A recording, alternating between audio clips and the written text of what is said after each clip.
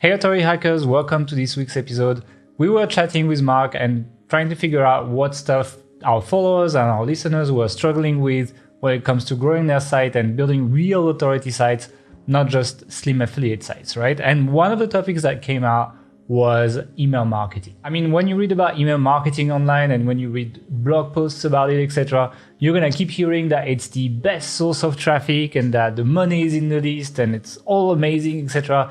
But in actual practice, a lot of like affiliate site owners or like people who start with online marketing tend to really struggle to get it going and understand how they're going to make money from this and how they're going to be building an email list that's big enough to make enough money. So we decided to actually open up a bit and talk more about this. We usually talk way more about SEO and affiliate marketing in general, but email marketing is something that Mark and I have been doing for a really long time. I mean, you probably have seen our product launches, etc. So we are quite well versed in email marketing, and we are going to be opening up a little bit on that side of online marketing that we know about more than we usually do. But most importantly, we want to do this from the point of view of someone who just has a review site ranking on Google and makes money with affiliate marketing. We want to see how you can essentially make that transition and start making money realistically with email marketing rather than just relying on Google. So if you're excited to build a new traffic source and a new source of revenue, I think you should be quite excited about this. However, because this is a pretty large topic, it just doesn't fit into one podcast episode, unless we were sitting for like 4 or 5 hours just talking with Mark. So what we're going to do is we're going to be kicking off a little series where we're going to be talking about different aspects of email marketing for people who want to transition into it. And this episode is going to mostly focus on capturing leads, and a large part of that episode is going to be focused on opt-in pop-ups, because from the experience that we have and from the point of view of someone who receives traffic from Google for quite relevant keywords, it's by far the best way to build your email list. So buckle up, because there's going to be a lot of information in this episode. If you enjoy the topic and you're excited for it, then let us know in the YouTube comments, because again, it helps us know what you like and what you guys don't like, so we can focus more on that. But for now, let's get started. Hey everyone, welcome back to the Authority Hacker Podcast. In today's episode, we are going to be talking about collecting emails on sites and essentially starting to build a list and the best tactics that have worked for us in the past. And we are going to have a follow-up podcast to this in a couple of weeks. I guess we're going to have an interview in between, and then we're going to have a follow-up podcast to this that is going to be talking about essentially what to do with those emails you collected, how to monetize them, etc. Because it seems to also be a common problem with people.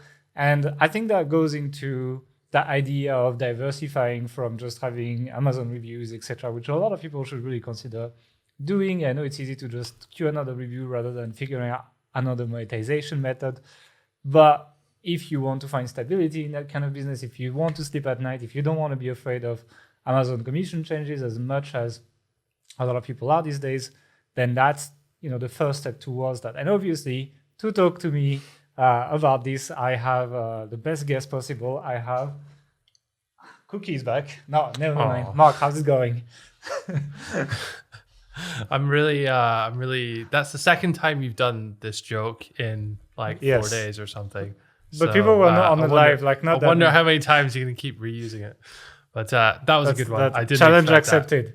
Challenge accepted. So to answer the question, how I'm doing or how it's going good. There's a lot of snow outside, and I'm not sure if I can get my car out of my driveway. So yeah, fun times. Well, at least you have a car. I might have one next to it, but let's see. Never mind. Let's talk about collecting emails and not about all your fancy sports cars that you keep teasing people all the time. The reason I'm saying that, by the way, is because let's tell the full story, right? It's like, what did you say in that Taz video? No. People have to know. What do you say? Mark doesn't have a sports car, by the way. What do you say? I made some joke about having a sports car, because like all internet marketers drive Lamborghinis or something like that. But it was very, very sarcastic. And I guess that kind of went over the top of someone's head, and they asked for a refund on the course because they thought I was being... you were using their money to buy a sport car or something. Yeah, basically. Yeah. that's it. I drive a used Volkswagen, so yeah, there you go. Glamorous, but anyway, yeah, so that was funny. Like that was on one of the refund requests that was last week or something, and that made me laugh a lot because I mean, to be anyone who fair, knows us, just to turn this around, like this is a reason why you can have a lot of faith in our refund policy, because literally we gave that guy the refund because that was his reason for wanting to refund the course. You bragged about having a sports car you don't actually have. Yeah. So basically, you did the same as every other online marketer. classic online marketing tactic, isn't it? Yeah. Okay, never mind. Okay, let's talk about collecting emails. People came for that, but like that, I thought that was an interesting story and people should know. So if you're pissed off at Mark's car, you can also get a refund on that courses. Okay, collecting emails. First of all, we got to talk about what you tell people to collect their emails. And there's going to be a term that comes up here that you have heard about before, which is a lead magnet. And a lead magnet is a reason for people to give you their email. Especially with all the privacy concerns, etc. These days, people are a bit more wary of giving their emails. And let's be honest, like I think the opt-in rates that I'm observing on stuff that we run these days is lower than it was like 5 years ago. People are a bit more concerned giving their emails today than they were 5 years ago. And so 5 years ago, maybe you could get some emails just telling people, hey, join my email list, and people would just join, especially if you're like really sympathetic and not bragging about having fancy cars. I think even before that, I mean, 5 years ago, that wasn't a very good tactic. It wasn't very good. 10 years ago, that was like barely okay. I mean, I remember reading about this kind of stuff in 2009, and yeah, people were saying, don't just have a subscribe here. That's terrible. It rarely works. So you have to give people a compelling reason to opt in, not just, hey, get updates or join my list. There needs to be some kind of content which they can only access through signing up to that email list. It can be content. You could also offer like discounts and stuff if you have a product-based website. But if you're an affiliate, if you have an affiliate website and you don't have anything like that, then some kind of premium content packaged up in some kind of nice way. It can be like a PDF, like essentially a blog post turned into a PDF that you deliver to people. It could be a video, it could be any format really, but just has to be something that someone would want. Yeah, the reason I'm saying is like, I know because I've run it. I've like when we started collecting emails on like Health Ambition, for example, the first pop-up was like join our email list, and we were getting around 1% of opt-in, right? But these days, if you ran something like that, you get less, probably around 0.2 or 0.1 something, like it would be much, much worse. So you have to give a reason to people. And I have like a very simple method to come up with a lead magnet. It's not necessarily going to give you the absolute best, but it's a very easy way to get started. And essentially, I copy list posts that are popular in my niche. Like people like lead magnets. So like, we have some examples. So for example, I put 10 best affiliate marketing tools. Like people would opt in this niche on Authority Hacker if I made a list of 10 best affiliate tools. And also what I like about this is it's very easy to put together. Like I just need to make a list, boom, 10, and people want to know and they opt in for that. 5 tactics that you can use today to lose belly fat, for example. Like on Health Ambition, I would run this all day, every day. That would run really well. One of our lead magnets that got over 100,000 opt-ins was 23 juicing recipes for better health and losing weight. And that worked also really well, for example. So lists work really well. And what I like to do to find what I want to make a list about is I go in the Content Explorer on Ahrefs and I just type my topic, right? So I'd type juicing, for example. And I'd look at like what has the most shares and links, and I'd say what is the hottest list basically in my niche. And usually I would do that. But the thing is, like with a lead magnet, is you don't give people a PDF with like an article. That's shit, You want something that's a little bit more visual, feels a little bit more produced, and so on. So people are a bit excited. And most importantly, you want your lead magnets to be very fast to consume. Like most people don't even open the lead magnet, right? Very many people get excited about it, and by the time the email gets to their email, they already don't care anymore. That's the 21st century for you. 20th century, no, people read books at that time. Anyway, that's basically how you want to do that. And so what I like to do for lead magnets these days, I used to do them on PowerPoint. So I used to make something that looks like a slideshow, and then I would export it as a PDF. where we would just like quickly scroll through it, like let's say 10 best affiliate tools, one slide per tool, I don't know, like Ahrefs and like ClickMagick, for example, is a really good link tracker. So I'd be putting like the logo, ClickMagick, maybe put like some kind of like italic below, like the best link tracker in the business. And I put like a short description, like one paragraph, and I'll even put a link like go check it out. And very often I would make these links an affiliate link. So I would make money with my lead magnets, by the way. Just don't do that with Amazon links. Yes, you're not allowed to do that with Amazon links, but with anything else, you're allowed to do that. And now you can do better than PowerPoint. You can do PowerPoint if you want, but Canva is usually better. And they already have these kind of like slideshow templates.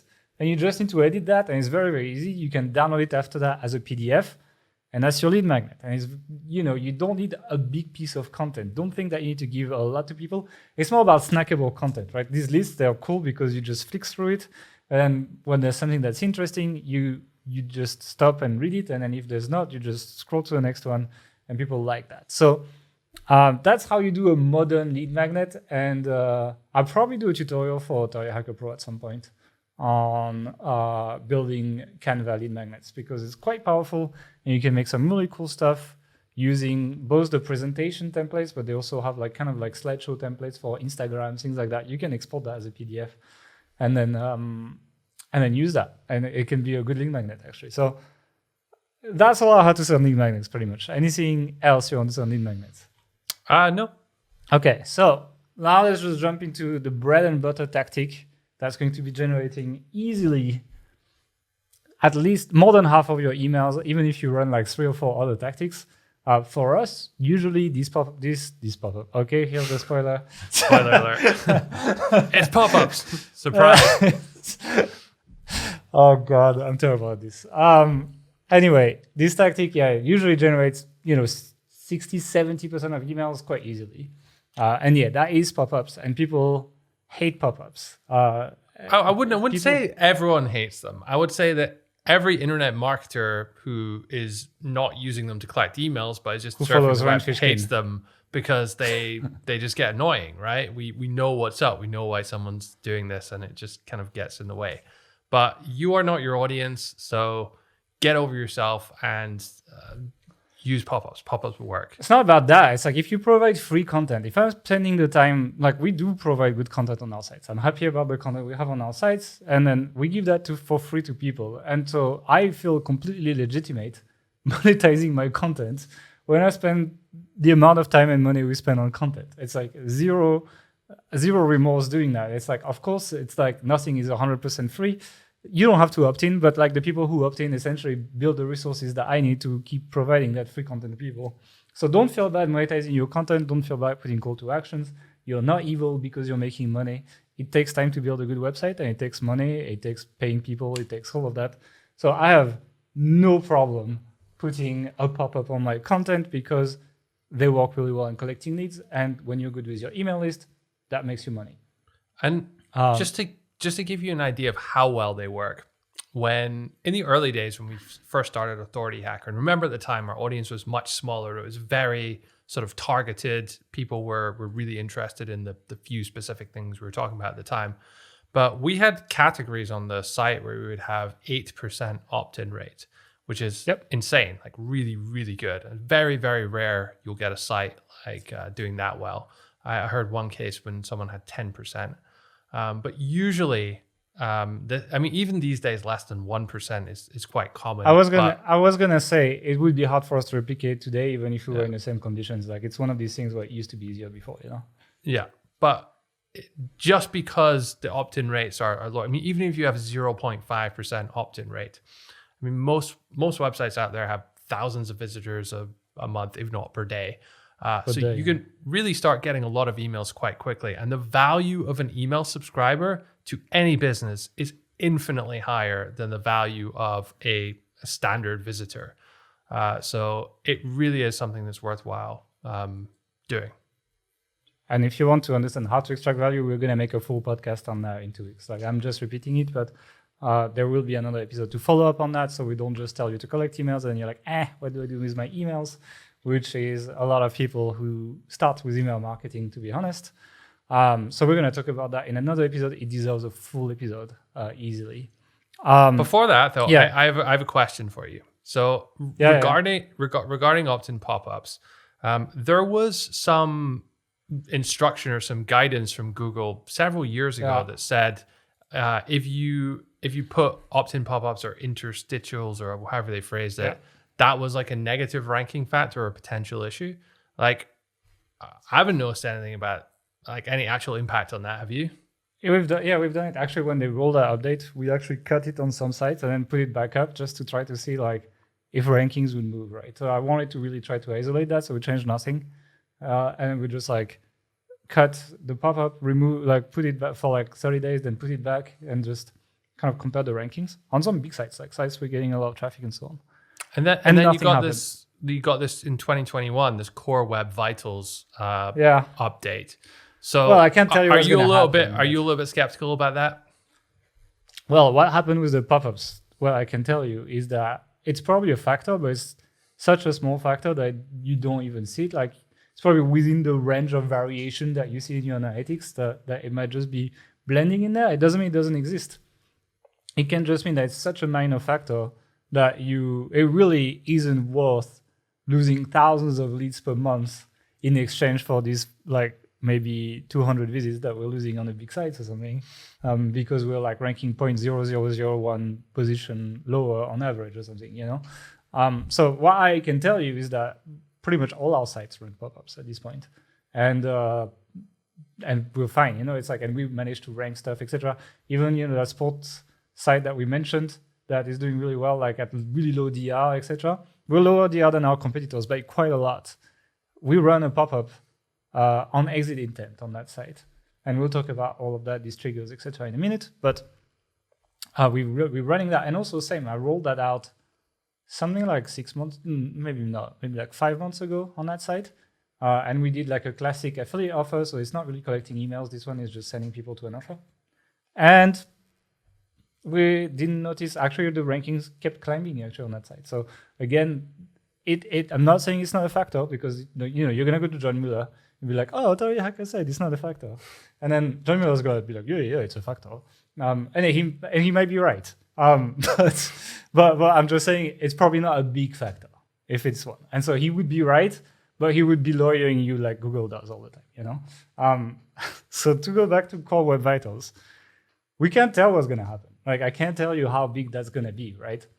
But I have a strong suspicion that is going to be the same story. And the reason why I believe it's going to be the same story and why people are going completely overboard over Core Web Vitals right now, but I don't think it's just gonna be like a big, like people will talk about it for a day, then they will notice no change, and they'll go back to their life. It's because it's like we live in that little SEO world where everyone knows about all these updates, etc. But Google has to cater for a much larger audience. They have to cater for all these small businesses that appear on Google and rely on Google, and Google relies on them to provide the content people are searching for. That don't follow the news of the updates and everything that's going to happen and so on. And so when Google does that kind of change, it's usually a very, very gradual change that takes years for it to really be something that really makes an impact on rankings, because otherwise they would be penalizing sites that just didn't even know that there was that update because they don't follow John Mueller on Twitter and stuff like that, And so I don't believe that Google is going to roll something like that as a really strong ranking signal on day one. I think it might be like the pop-ups. It might be something that they're increasing, that is very slowly turning the dial. I think there'll be a lot of nuance to it. Like a big part of Core Web Vitals is the way the page loads, and then if like after a second it pushes the content down, so like you can't close the pop-up, but you end up opting in because you tick the box and things like that. It's probably going to be a bigger issue. But if you're running like normal things, I don't see it being a huge issue either. You know what I think as well? I think that CDN providers and page speed service providers like Nitropack, etc., will essentially roll the Core Web Vitals into their service because they essentially load a lot of your elements through their own CDN. They would be able to impact the way your page loads, and so they would be able to impact that score of Core Web Vitals. And to be frank, I haven't even worked on it at all on our sites because I believe that by the time this is going to become an actual factor we should care about and worry about, there will be essentially software services where you just click on a button and we'll just optimize it for you the same way, for example, page speed can be done these days with like the Cloudflare services, with Nitropack, with all these things. And so we can just go back and focus on content and links and all the stuff that requires manual work, and like let the software companies handle the tech and just give them some money every month for them to handle that pretty much. I very much believe that's going to be, I'm not saying that on the day when the update rolls out, this is going to happen. Don't come to me from day one. There's no CDN company that offers that. I'm saying by the time this kind of factor becomes relevant, I think there will be, services in the box, because there is a market, right? People will be willing to pay for that so that they match with what Google wants. And a company that offers a CDN that optimizes your core web vitals will sell a lot of CDN plans, and so that's why I think it's going to happen. But to go back to opt-in types, let's talk about actually different types of opt-in that you can put on your site. You know what? Go for it. You've got your standard pop-up, and we'll talk about the different ways these can be triggered. But the box in the middle of the screen with some information and some form fields on it. A different type of pop-up which we've used very, very well, and we tested this quite a lot, and this was the most effective kind, was a welcome mat, which basically covers the entire screen when someone lands on a page. So actually, I disagree. This is not the most effective 100%. So there's a difference between a welcome mat, which is essentially like a piece of content that's loading above your page, and then as you scroll down, it's as if the rest of the page came up, and a takeover pop-up that essentially takes over your screen, and you need to close it to access the content that's behind it, right? The takeover pop-up has a higher opt-in rate, but it's also more aggressive and increases your bounce rate a lot. Whereas because the welcome mat is a bit nicer because you just get to scroll to get to the content. I prefer the balance of like user friendliness against opt-in rate for this, because it's not that much lower than the takeover pop-up, but actually the full screen takeover pop-up is actually the highest opt-in rate. I thought they were both called welcome mats. I didn't realize there was a takeover. The welcome mat is a different tech for the scrolling. Fine. So those are the two, general kinds of pop-ups you'll have. You also have like a hello bar. You'll often see this. It's like a long stripe at either the top or the bottom of a website that says, some kind of offer is going on, or often you'll see that it's targeted specific to users coming from Facebook or coming from another website or coming from a specific affiliate. I've seen people set them up with.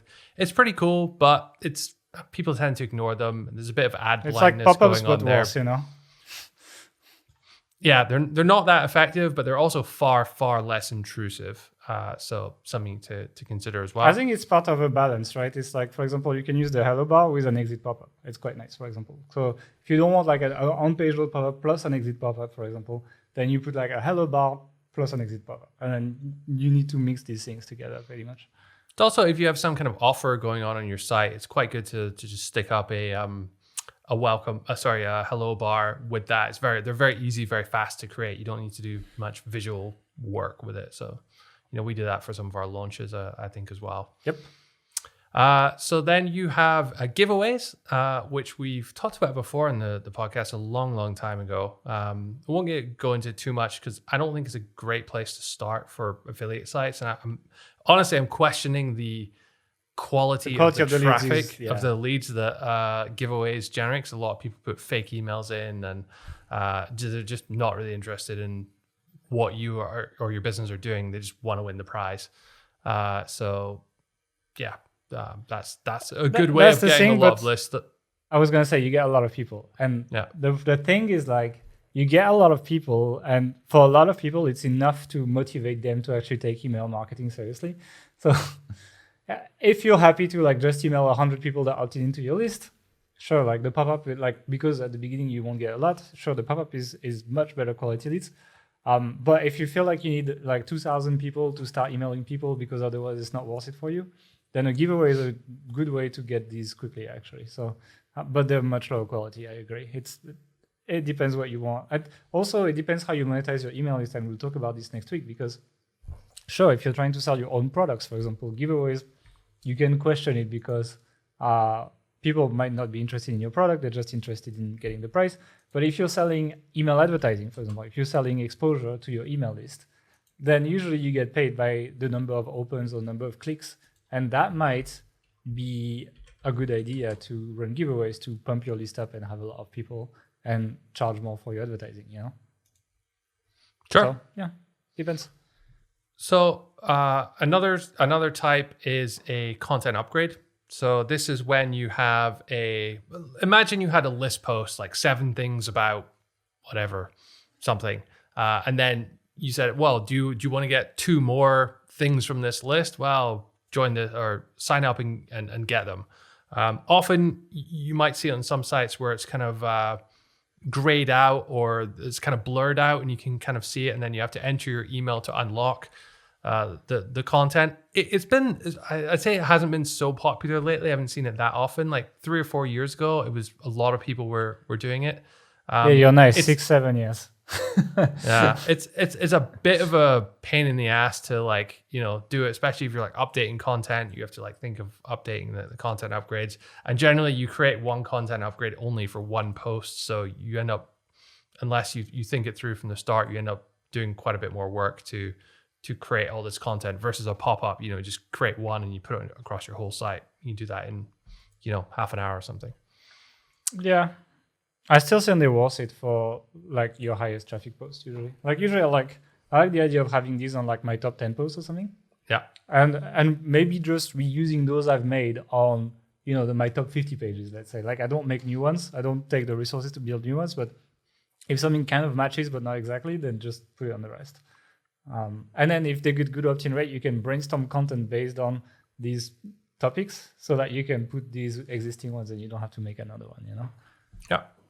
And another kind is a standard opt-in box. I don't even know what you call this, but it's like a pop-up, except it's just there fixed somewhere in your site. And think of all these like software tools where, like sign up for a free trial and you enter your name and your email list at the top. Just it's there. We have it on authorityhacker.com. If you scroll to the bottom past the related videos, related articles section, I think there's a fixed thing there promoting it's a 2-step one though. Webinar. It's like you need to click a button to trigger a pop-up that then triggers your email. So we'll talk about 1-step versus 2-step as well. We've done a lot of A/B testing on these. But yeah, they work, especially like bottom of post type, like, but at the end of a page, like if you have no call to action, you might as well put that before your footer, for example. That's what we do on our site designs when we collect emails. It's not going to be your best opt-in, but it's also really costing nothing because at this point, people are just going to click back otherwise. And especially if you're not running any kind of ads or whatever on your site, it's fine to put something like that in there as well. But let's move on. Let's talk about triggers, shall we? Yeah, okay. So triggers are definitely they're mostly for pop-ups. Like we're going back to pop-ups. We're going to talk mostly about pop-ups in this podcast because they're going to be your main way to collect emails, to be frank. Yeah. So it makes sense which we dedicate more time to them. There's a few ways to trigger your pop-ups. First one I mentioned was on-page load. So as soon as the page loads, you load the pop-up. It is aggressive, but it's also by far the best opt-in rate usually. And trigger is very important for opt-in rate, by the way. Like you can trigger the same pop-up. Like I think I did the test a long time ago. There's a blog post on Authority Hacker about this, but essentially, like if I was getting like 10% or whatever on page load, if I triggered it after 30 seconds, that pop-up would only get like 3%, for example. So that gives you an idea. And so, yeah, you can delay your pop-ups an amount of seconds, but you can also delay your pop-ups to a percentage of page scroll. So if people scroll 20%, 30%, whatever, you can trigger this. And yeah, so you can do these 2 types of delay. You can also do exit intent. So exit intent is interesting. It is initially a desktop technology that would only, because they would use your mouse movement. And then whenever your mouse would get to the address bar or just to the top part of your browser, then that's when the pop-up triggers. It's very popular because essentially it's less aggressive. You consume the content as much as you want. And then when you show that you're about to leave, it just starts showing the offer. The opt-in rate is all right. For us, it's about, like from the stats we have recently, it's about half of what we get from on-page load. So that puts it there. But now it works on mobile, actually. OptinMonster essentially made an exit intent for mobile. It's not perfect. It's basically when you're scrolling down the page, and then when you start scrolling back up, looking for the navigation or the address bar, you know how the address bar disappears on mobile when you scroll down, but when you scroll back up, it shows up again. they essentially trigger the pop-up at that point on mobile. But the thing is, if you're on an iPhone, for example, you have these back buttons, for example, or even on Android, you have it on top, but on iPhone, you have it at the bottom.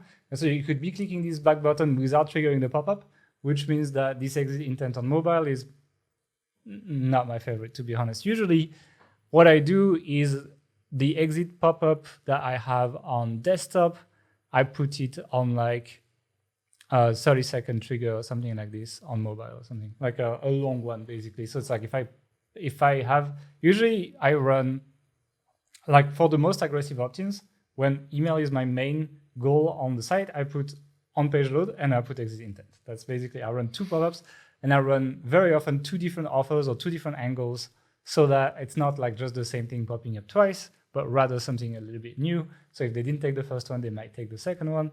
And on mobile, it depends actually. On mobile, it depends. Often I replace the pop-up with a hello bar, the on-page load pop-up with a hello bar. And then I might put a 30-second trigger for the exit pop-up, pretty much. So I would have a hello bar and a 30-second trigger on mobile or something. So it depends on what works for you, but I prefer that. There's actually a new trigger as well that Elementor has added recently, which is the inactivity trigger. So if people like stop interacting with your page for X seconds, then it triggers the pop-up as well. So if you change tab and you come back, then you might find a pop-up that wasn't here, something like this. This is going to be low opt-in rate, probably. The best usually is, the more aggressive you go, the better it works, right? It's like, I did that presentation on evergreen funnels when I went to DCPKK. And I was saying like the cheesiest you are and the more in your face you are with your offer, the better it works. And I haven't been proven wrong, even if it just pisses a lot of people off so far. So I'm waiting to see that. Now, in terms of tools, what we recommend for you to run these things, there's basically 3 that we would recommend. I know a lot of people don't like them anymore, but ThriveThemes is still really quite competitive in terms of the opt-in space, much more than they are in the page builder space. I see you're saying no with your head. No, I was just shaking. I was just shaking my head. I wasn't a Freudian slip. All right. I think they're more competitive on the opt-in space than they are on the page builder space, Thrive. And what's nice with them is that they don't charge you per impression. The other tools tend to now charge you, like, when you have 100,000 impression, 200,000 impression, it gets quite expensive if you have a lot of traffic. Whereas ThriveThemes, you buy the plugin once, and if you're on the updates, you pay yearly, but it's like $67. It's very cheap compared to the competition. So if you want to start, it's quite good. The A/B testing is quite good. The database stuff with all your leads is very hard to open when it gets big, and it can fuck up your site a bit when you get big. But to start, I think is the best priced solution that is the most robust, and I would recommend it. After that, there's 2 tools that I would recommend you look at. We use OptinMonster on our sites. We kind of have, recently what OptinMonster did, people bought a lifetime like 4 or 5 years ago, like they were selling lifetime plans, and they just kicked everyone out of the lifetime and like, sorry, your lifetime is expired. You have to pay monthly or yearly now. So a lot of people are pissed off at OptinMonster, and I understand with what they did. I'm not trying to defend them, but as a tool, like if I don't think about their company policies, they do a pretty good job. It's quite solid. It's quite reliable. They have a good integration with Google Analytics. That's quite interesting if you do more tracking. The builder is average. It's less nice than ThriveThemes. And then the other alternative that actually has a one-off price as well, but you need to find the link. We'll try to put it in the podcast below, actually. Is ConvertBox. ConvertBox is from the same guys who made ThriveCart, which is also the checkout solution that we use. So if you bought a course from ours, you've seen ThriveCart, for example. No relation to ThriveLeads, by the way. Totally separate. Yeah, it's weird. It's weird, but yeah, it's another company. And so I like it. I think it has less options, but it's kind of like ThriveCart. You don't have all the options you want, but everything it does in a solid way. And you can buy it as a one-off, and you can do A/B testing with all these tools, by the way, which is going to be quite important, and we're going to talk about this later. That's all the tools I had for this. Do you want to talk about mobile and tablets? Yeah, I mean, the only thing I really want to say here is that you have to take a total separate approach when you're making pop-ups for each platform, for mobile and for desktop. Not just because of the targeting and like I know OptinMonster has exit intent, but in the days when that wasn't a possibility on mobile, but just the size of everything, the layout, how people are going to interact with it. So all I wanted to say is like, do this separately and don't do the desktop. I know when people been building sites, sometimes people are like, oh, build a desktop site or build mobile first, and then whatever happens with the other one happens, kind of thing. But that ain't going to fly with Popups. Yeah, we tend to run a different one completely. In general, just much simpler design has worked better for us. Like the opt-in pop-up on mobile on Authority Hacker is really high opt-in rate right now. Like it's like 5% something, which is pretty good for a site-wide pop-up that's not category targeted, etc. There's no images on it, right?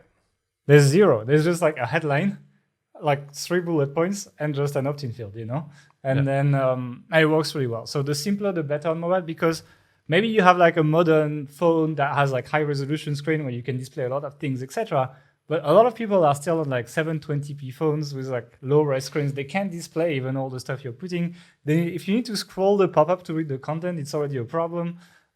So usually the simpler, the better for the mobile pop-ups. And I would recommend you just run a different one. And all the tools that we mentioned, they allow you to target, mobile or desktop, tablet, etc. So make use of these. Now let's talk about what to say on your pop-up and pop-up angles in general, right? So there's one angle that we mentioned that's not about collecting emails. So I'm just going to mention it because it's also pop-ups and it's linked to this. It's just the pure affiliate where you build a pop-up that's just a button, a call to action to an affiliate offer. So the example I gave is like you find, like one thing that we have on one of our sites is we have the discount section of an affiliate store that we're promoting. They run daily discounts that rotate every 24 hours and between 10 and 40% off. And the pop-up just says, save 10 to 40% on these items. Click here to check the discounts. And then if people click, it's our affiliate link and we get paid. And I put a little timer that just expires at midnight and restarts because they refresh their sales every 24 hours. So it kind of makes sense anyway. So that's like the pure affiliate. I don't give a shit about collecting emails, which I think a lot of people will still identify with that listen to this podcast. Now, one thing that I like if you want to start collecting emails, but you're doing this, is you can make a hybrid method. You know how when you go on e-commerce stores, they don't just run a call to action pop-up very often. They're like, put your email to get 5% discount or 10% discount, and then you give them your email, and then they just email you a coupon, You can do the same with your affiliate site. You can say, save 10 to 40% on these items, enter your email, and we'll send you to a discount. And what you do is like people put their email, so it goes into your CRM or whatever email tool you're using. And we'll talk about email tools in the other podcast, by the way.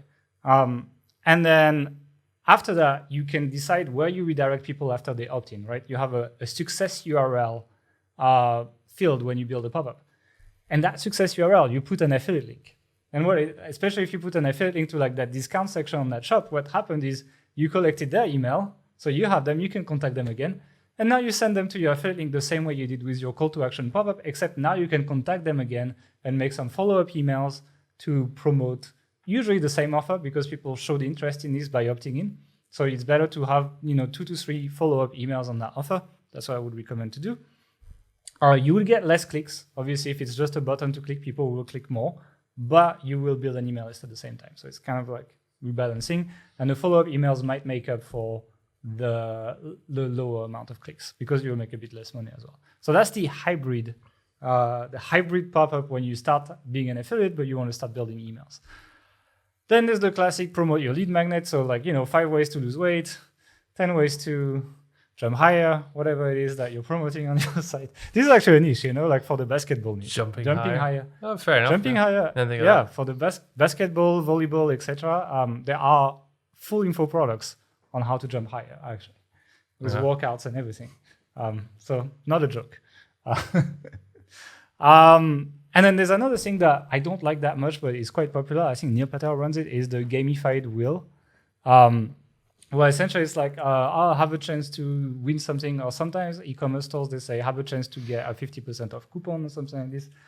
Join in, and essentially it's kind of like a giveaway, but run automatically by your software. So not all tools can do it, but something like OptinMonster can do it, for example.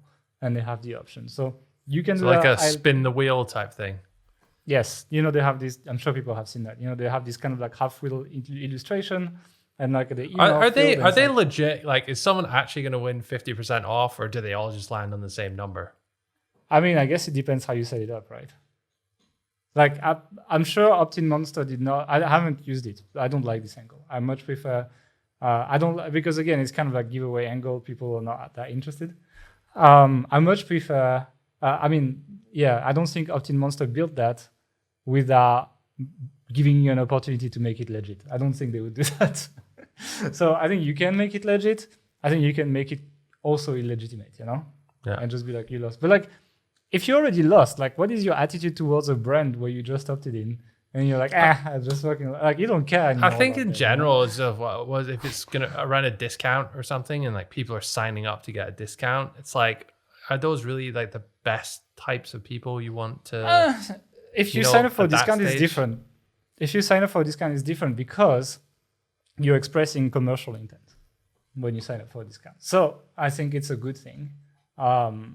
But like for the chance of winning something is a bit different because you're looking for free stuff. And then it's like you're much less interesting lead from a commercial point of view. Yeah. So yeah, I wanted to talk about one step versus two steps pop-ups as well. So one step is when you show a pop-up and there's just the field where you put your email and you press the submit button, right? And then the two steps is basically when you say, hey, do you want to lose 10 pounds? Yes, no. And then you click yes, and it's like, click here to download my 26 recipes to lose 10 pounds, something. And so that's the second step that pops after you click on the yes button. I think for a while, the idea, the psychology behind this is getting the yes, yeah. Yeah, if people say yes to one thing, they're more likely to keep going and say yes to the next thing. Yeah. So it supposedly increased the opt-in rate. It did for a while, right? So for like several years, we like, again, that's like when we started testing with that, it was a long time ago. It was like 5-6 years ago. And two steps was really like 20 to 30% more efficient than one step. But actually the habits of the internet have changed, and I retested it like 2 years ago. And then the opposite happened, like one step beat two step by quite a bit, actually, just going straight up to the just opt in and that's it. Was doing better, mostly I guess because this two step was so powerful that a lot of people started using it. So people got used to this, and then one step started beating it, and opt-in rates decreased during that time as well, as I mentioned. So it's like I think there was just an erosion of like people opting into these things, and then two step maybe got even more erosion than one step. But overall, it's one of these things you want to test. It's one of these A/B tests you want to run when you do A/B testing, and we'll talk about this in a second. But one step is fine. And you will read old blog posts that say two steps so much better. It was the case. But like even, it's funny because I talked with the guys from ThriveThemes as well, and they did the same test on their pop-ups, and they got the exact same results as us, like exactly the same. And they 100% agree. They were like, yep, that's one of our most important tests. So one step is fine, and don't worry too much about it. Don't make something too complicated to get started, at least, and test it later. Do you want to talk about fields? Yeah, so the simplest version here is you just have an email opt-in, and then people enter the email and click a button, and that's them sign into the list. They'll get the lead magnet stuff, obviously. A lot of people put a second field, they put name. And the thinking there is that allows the website to personalize the emails and say, hi, Mark, or hi, Gael at the start of the email, rather than just hi there. And it's been proven pretty conclusively that if you personalize an email like that, people are more likely to buy, people are more likely to engage with your list. Now, the flip side of that is that people are actually less likely to join the list because there's an extra field. And I know it seems like such a crazy thing. It's like, well, if you want that lead magnet, typing your name, MARK, it's not exactly difficult. But I don't know, it gets less opt-ins. Yeah, now, we got like 10 to 15% less opt-ins when we put the name. You could argue that those 10 to 15% people were maybe not that serious about it, and they were more just kind of browsing rather than like, oh, I'm really interested in this. So I don't know. This is something I think would need to be tested a little bit more if you have like a long funnel and proper analytics and all that kind of stuff. We're building that now, actually. We don't have that all up. Yeah, we don't have all that tracking through to the actual purchase and all that set up fully yet. We are building it, so we'll be able to give you more data on that once it's up. But yeah. What do you say? 10 to 15% fewer opt-ins when you have name as It's well? been a while we tested as well, right? So it's like, again, it's like if I run the test today, it might be quite different numbers, but yeah, it was, I can't remember exactly. I think, around 10 to 15. It was like significant, but also not crazy, you know? Yeah. So, but like, it's, you still lose some people. So I tend to prefer making as low barrier to entry. And talking about barrier to entry, let's talk about single versus double opt-in. So what is double opt-in? Double opt-in is when you opt into an email list and essentially they're like, check your inbox and click on the link on the email we just sent you to confirm your email address. You click, you get on a thank you page, like, thank you, you're on the list now. And what it does is it makes sure that the email address that you opted in with exists. And so it makes a higher quality email list for the sender and make sure you receive the emails on your end, right? The thing is like, you really lose a lot of people on double opt-in. Like, this was like 30% plus when we tested it as well. This was a lot of people. It doesn't mean that these people are not people who would buy your products. It doesn't mean anything like that. It just means that they can't be bothered or they're like, they opted in, let's say they were on their mobile, they opted in the bus arrived, and then they just didn't have time to go in their email. Then the email got buried and it's like, see you later, I mean, we check our emails all the time, or at least I do. I know you never check yours, but most people who are listening to this, watching this, work on a website. They're working a lot with their own email inbox, and most likely, if you send them an email, they'll be checking it really quickly, right? But the vast majority of the general public don't check their email all the time. They don't have their G Suite tab opened in a pinned tab on Chrome and are answering and have desktop notifications set up and all that. They maybe check it like once a day or sometimes even less than that. So there is a real drop off right there. Yeah. So I recommend to not use it. And the thing is, like, some email tools will force you to use it. I'm not sure MailChimp Is it Aweber? I can't remember which ones. Like, I haven't used much else than ActiveCampaign for many years at this point. So ActiveCampaign doesn't force you to do that, but some tools will. And my preferred way of doing this is to keep everyone in the email list, not double opt-in. But then we have an automation that checks if people have opened an email in the last 60 days when they opt in. And if they did not, we have an autoresponder that sends them like an email a week or something. And if they didn't touch anything in 60 days, they just get plain unsubscribed, And so we remove the inactive emails and the shitty ones by just testing for their engagement through sending them content rather than having that specific step where they do that. It means that you get some junk emails for the first 60 days. But over time, especially as your list gets bigger and you have many more people that you email, etc., it's such a small percentage that it's not going to affect things like deliverability, etc. And I wouldn't worry too much about it. So it's just an engagement checking sequence that then unsubscribes people is better than double opt-in. But the reason why email providers make you do double opt-in is because for them, it's better that you double opt-in so that they have like a cleaner reputation and their overall service has better deliverability. So they kind of force their customers to do that. But for your own interest, it's not the best actually.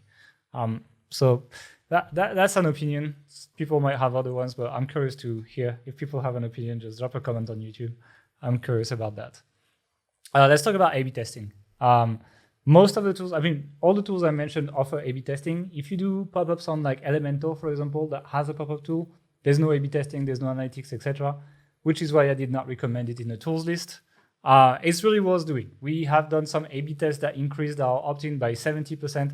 And the thing is, like, A/B testing with pop-up is easy. Unlike, A/B testing, a page to sell affiliate products, etc., where you need to check the tracking on the affiliate product against the change of layout on your page. This is all integrated, right? These tools count like how many people saw the pop-up, how many people opted in, and then they just do all the A/B tests. It's very, very simple to do. So it's worth doing. I'm going to give you an order of things to test. So the first thing that I would test is the trigger. It's funny, but like, as I said, the same pop-up triggered differently could get 3 times less opt-ins.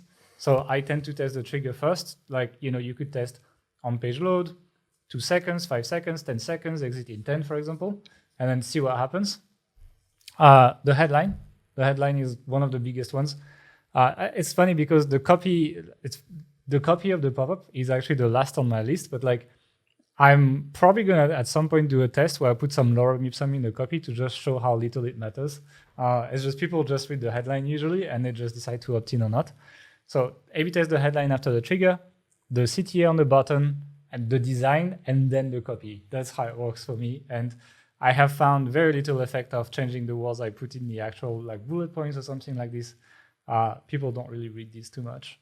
They care more about what it looks like when it triggers and what the headline promises, and that's how they decide. Where does the color of the button fit into this? I mean, button CTA for me was more text, you know? So I like to put the benefits in my CTA. So rather than like sign up, I'd be like, get your recipes now or something like this. Like, I'll like start losing weight today or so, you know what I mean? Like I put like a benefit because then people are like, if I click on that button, I'm going to start losing weight.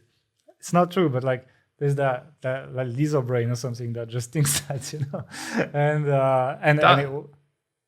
That was a joke, by the way. I remember like back in the early days when we first started doing opt-in pop-ups, we were like testing the button color and stuff like that as one of the first things. Like, you can test it in there. It doesn't matter. Results. Yeah, it doesn't matter that much, but like the text matters actually. The text you have on the button and the kind of like emotional response it creates does matter. It's not like you're not going to double your opt-in rate with a better text, but you could get a 10-15% increase with the right text. And so it's one of the tests that's definitely worth running, actually. So yeah, A/B testing, just check the help files of the tool you're going to pick. They're all different. But even ThriveThemes has pretty robust A/B testing, despite that it's a one-off cost. So I recommend you do it. And really, you will start seeing the benefits after a few A/B tests of the opt-in pop-ups. Like, your first pop-up is going to be okay, but not great. After you've done 2 or 3 tests, you will start getting proper opt-in rates, especially if you test in that order. And then that's when you can start doing some damage, basically. So finally, we want to talk about the thank you page. So that's after someone's opted in. Where do you direct them to? Back in the day, a lot of people would just deliver the lead magnet there on the thank you page. But virtually all of these pop-up software allow you to redirect people elsewhere. So the idea is that you get people to opt in, they opt in, and then you land on some kind of page where it says, okay, we'll email this to you in the next 5 minutes, 10 minutes. So they know it's coming, but then you present them with some kind of commercial offer. If you have your own product, it could be something for, where you're selling your own product, discount or something. But, and this is what's really good, if you're an affiliate site, you can put links to affiliate offers on there. And because you have people very interested in this stuff, you can get, a lot of people clicking on these links and make some sales. We did that on Health Ambition. And it worked really well, actually.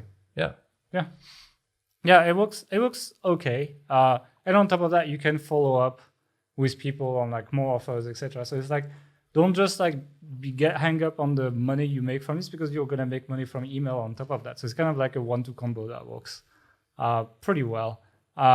You can also, that's when you can like start trying to sell your own products as well. That's how we grew Authority Hacker, remember?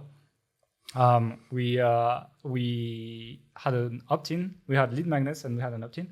And on the thank you page, I made like a really basic sales page for a $29 product called Double Your Leads. Was it? No. Double Your Leads was the second. Opt-in pop-up mastery, actually. Exactly. It's like actually it's funny because we're going back to the origins right now. Full circle. And it was showing people like a lot of these tricks that I mentioned. Now we'll just give it for free. But so that it was $29. So you're welcome for that podcast, by the way. But it's like we sold quite a bit, and then from that worked well. Then I built a $300 upsell that was called Double Your Leads. That was like all the other email stuff that we had, and then that worked really well as well. And it's like we're doing quite well. And then that's what triggered Authority Hacker Pro, and that's what triggered pretty much everything you know today from Authority Hacker. So you can see how this initial thing that really wasn't much. I built it was 5 videos opt-in pop-up masteries.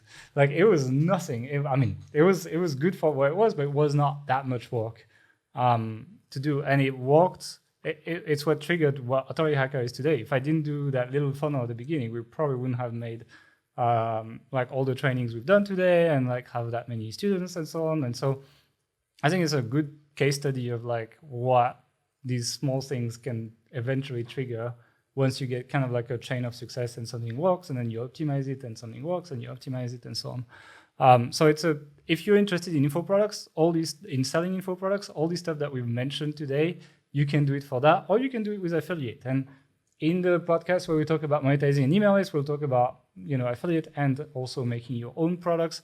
Or you can start with affiliates and then transition to your own products, which is also what we did on Authority Hacker, for example. So yeah, it's your thank you page is your most important page, as they say, and it's really true. It's if you've put a sales page out to sell something just publicly and you've made no sale, very often putting that same sales page on your thank you page will actually start generating some sales and yield a lot of results. It's counterintuitive to put a barrier to get to your sales page, but from experience, it works really well, actually. So that's all I had to say on pop-ups and this lead generation, etc. Any final words of wisdom? No, I think that's been pretty exhaustive. I don't know what that word is, but I agree. But thank you for joining, guys. If you enjoy this kind of podcast, if you want us to talk more about like funnels, lead generation, email marketing, etc., drop us a comment below, because we tend to stick to SEO because when we look at the stats, people tend to prefer listening to SEO stuff. But we know a lot about funnels and all these things and email and everything. And we're going to do that other podcast regardless of the stats of this podcast. But I'm quite interested to hear if our audience is ready to venture a little bit outside of just affiliate SEO, or if you want us to essentially stick to these affiliate SEO topics. If you enjoy that, you can also obviously subscribe both on the audio platforms for the podcast and on YouTube. You can drop us a thumb up as well. It really helps. And we will see you next week for another episode. Bye.